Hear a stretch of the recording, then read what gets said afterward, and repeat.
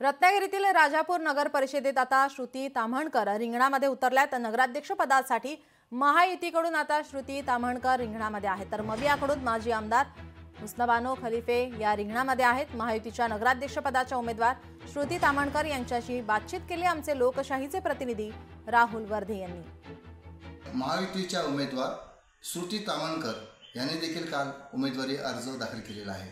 आपल्या सोबत श्रुती ताम्हणकर आहेत, काय सांगाल आपण उमेदवारी अर्ज काल दाखल केलेला आहे त्याबद्दल? नमस्कार। प्रथम मी राज्यातील देशातील महायुतीचे नेते, पदाधिकारी आणि कार्यकर्ते यांचे मनापासून मी आभार मानेन, कारण का ह्या नगर परिषदेसाठी नगराध्यक्ष पदासाठी माझी निवड केल्याबद्दल सर्वांचे मनापासून मी आभार मानते आणि त्यांच्या विश्वासासाठी मी नक्की प्रयत्न करेन, विश्वासाला पात्र ठरेन एवढं मी तुम्हाला ग्वाही देते। ज्यावेळेला सर्वसामान्य महिला म्हणून ज्यावेळेला आरक्षण पडलं त्यावेळेला मला बऱ्याच लोकांचे फोन आले की मॅडम अभिनंदन, मॅडम अभिनंदन। मला आधी काही समजलं नाही कशाबद्दल, तर तुम्ही आमच्या भावी नगराध्यक्ष आहात, फोन करून मेसेजद्वारे पडले, त्यामुळे मला ह्याच्यात मी जास्त उत्साहाने आणि त्यांच्या प्रेरणेने मी ह्याच्यात उतरले आहे। तर मी नागरिकांना पण आव्हान करेन की मी तुमची नगराध्यक्ष तुमची माझ्या दृष्टीने बघताय तर मी प्रामाणिक आणि स्वच्छ कारभार करून नक्कीच शहराचा विकास करेन।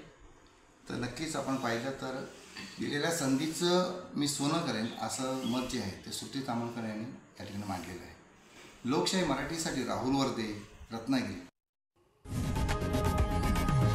लोकशाही मराठी ऐका, पहा, जागरूक रहा।